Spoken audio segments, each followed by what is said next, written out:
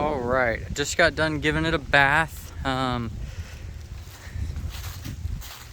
Just gonna do a quick walk around and then cover all the outside stuff, and then I already have the inside video made, so I'm gonna crop it into the back of this video because I didn't cover anything on the exterior in the inside video. As you can see, paint's all in good shape. There's no real rust or anything like that.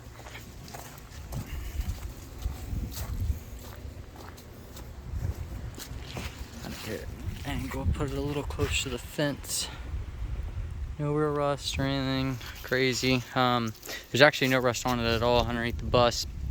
So I guess diving on into the custom fab work, we'll start in the front and work our way around.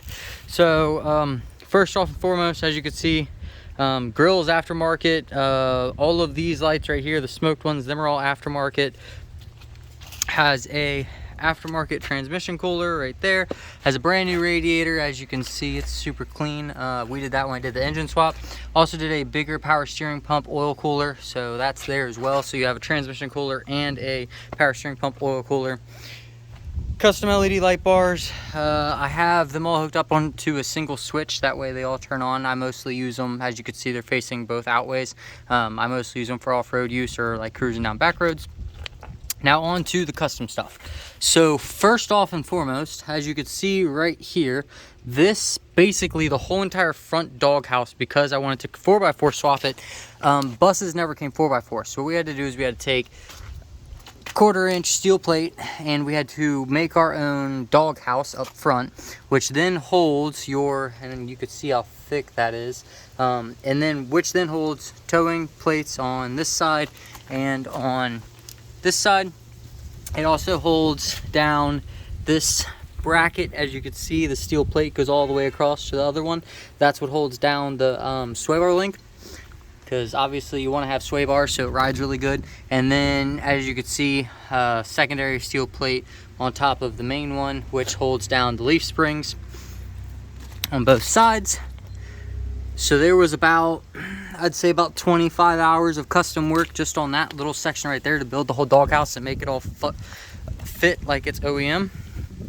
As you can see, it all fits nice and well, and there's nothing modified underneath the hood when it comes to like the airbox or how the engine mounts or the fans or anything like that. So secondly, what we did up here in the front is to make the steering work and to make it drive nice. Originally we were going to use the obviously the steering components from the K3500, but they weren't going to work because of how the bus was positioned.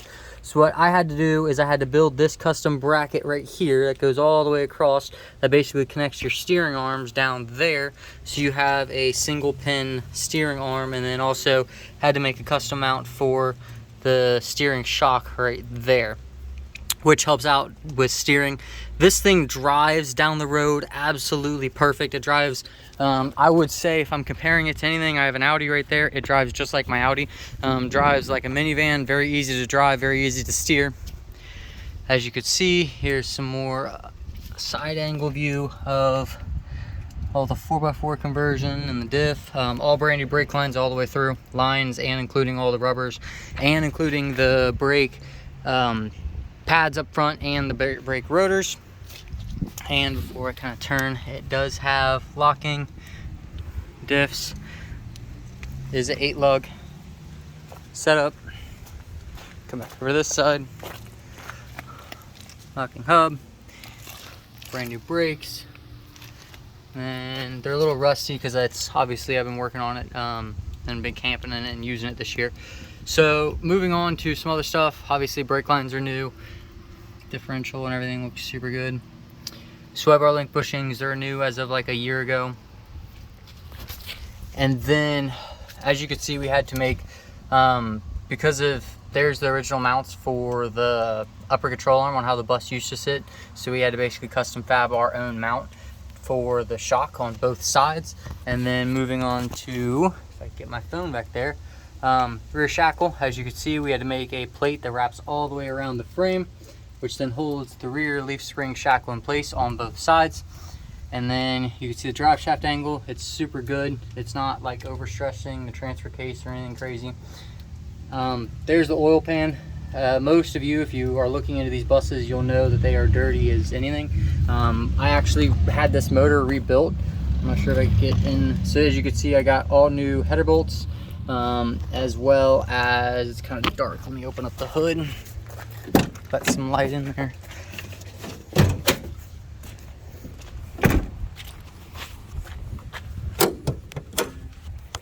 Bear with me. Okay, so brand new coolant lines, upper and lower radiator hoses. So this is a Detroit diesel. It's not technically a Duramax, even though it's a Chevy. Brand new battery. Both batteries, it has 2 batteries. Both of them are brand new. As you could tell, the alternator was brand new as well, about a year ago. Upper coolant flanges, valve cover gaskets, your serpentine belt puller or pulley. All that is brand new water pump, brand new tensioner. Before I put the motor in here, because obviously how it sits in here with, if you want to work on the motor, most of the work has to be done by removing that and that thing right there, and then you have access to everything. I didn't want to deal with that at all, so I basically rebuilt the motor before I put it in. Everything minus doing the head gaskets, because it only had 173,000 on it. Brand new brake lines, as you can see, all the way up to the master cylinder. They're all brand new, all the way up.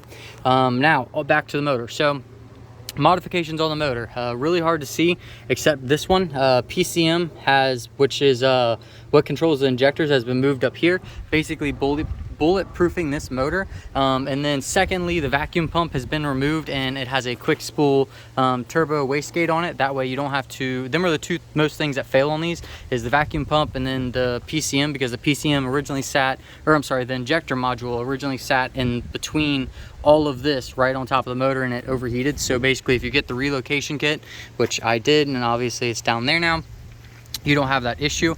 So I did all of that. I think outside of having the motor rebuilt, like obviously oil pan gaskets, it's clean all the way through.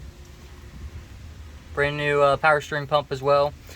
We went with a bigger power steering pump just because I was gonna lift it. Try not to pan too quickly so you guys can see everything going on. Now moving on to the sides. So obviously this right here, made of steel plate all the way around. It is custom welded and fit up underneath the bus. So let me give you a good frame shot so you can see the frame.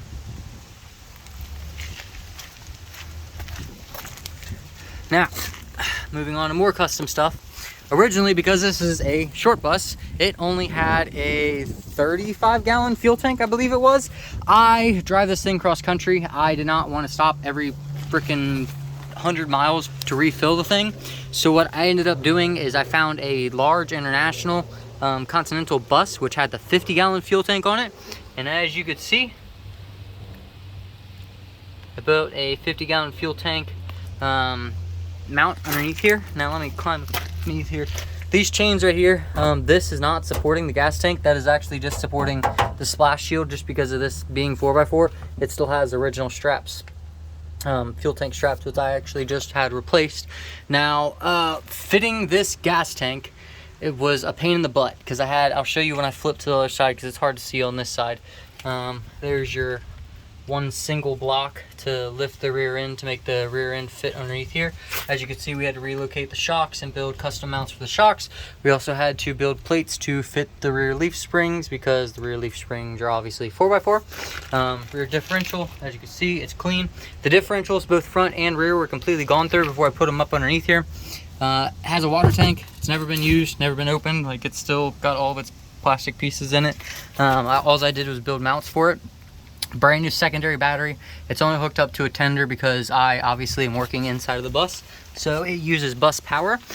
And let me sneak around to the other side. It's easier to get underneath. Did that kick plate too, goes all the way up into the wheel well, so all that made a steel plate. Now let me climb up underneath here.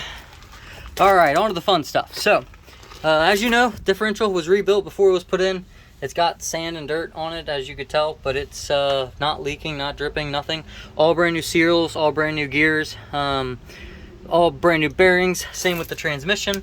Before I put the transmission in, I had it rebuilt. So as you can see, it is, I'm pretty sure that's the rebuild sticker, that yellow sticker right there.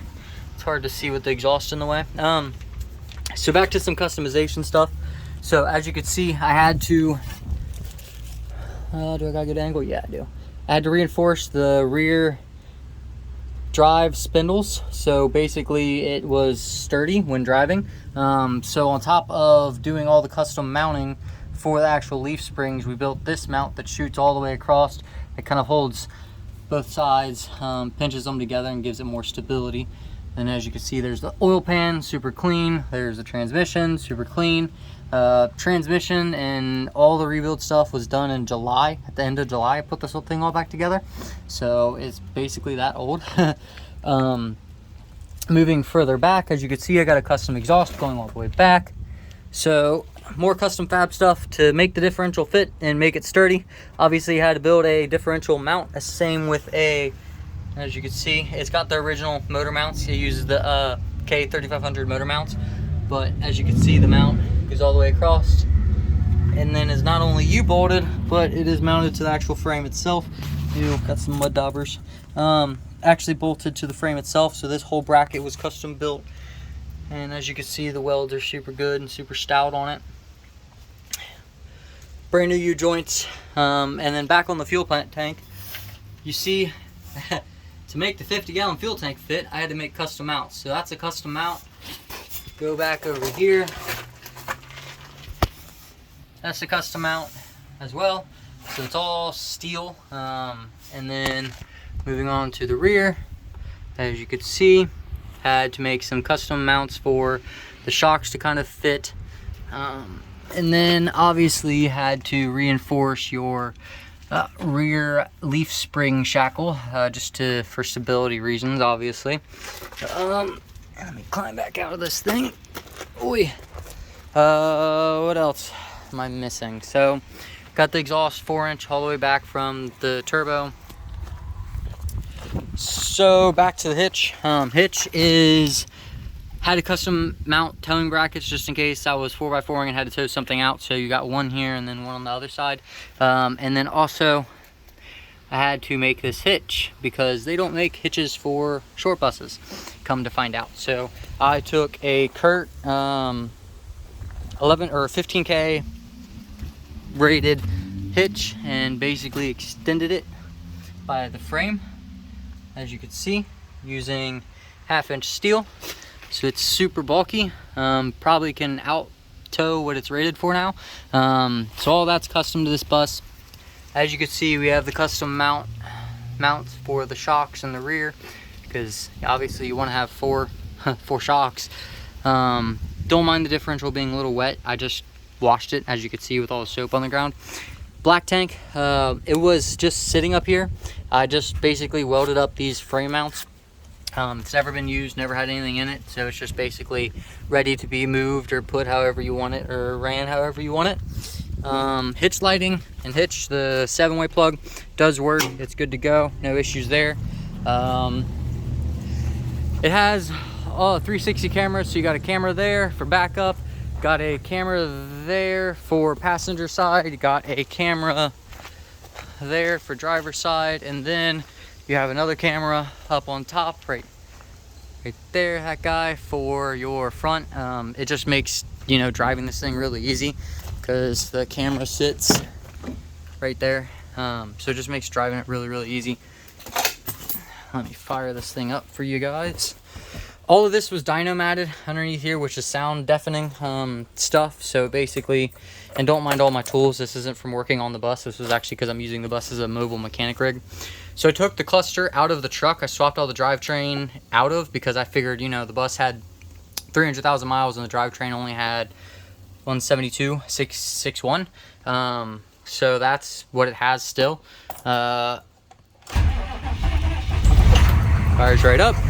No issue, no hesitation, no smoke.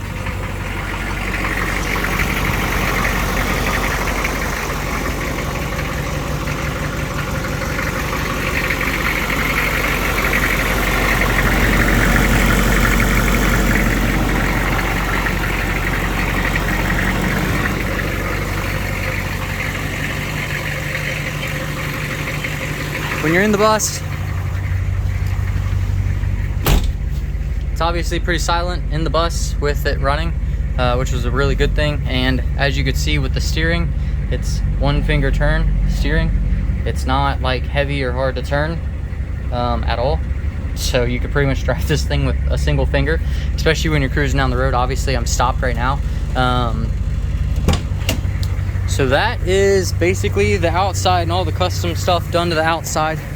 A lot of work went into making this 4x4, especially in the front end, just with all the custom fab work we had to do. And yeah, that does the outside. So I'll kind of tie in the inside of the bus here in a second, and you'll be able to see the full bus. But before I do that, I'll give you one last little walk around.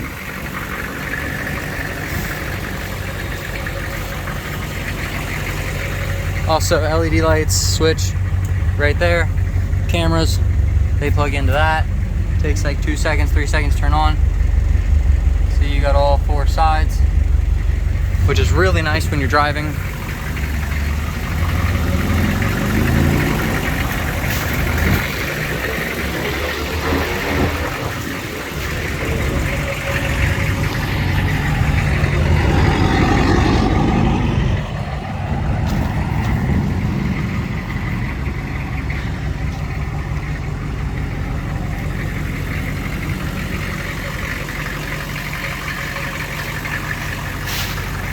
So that's outside of the bus, and I'll put the inside of the bus at the back of this video.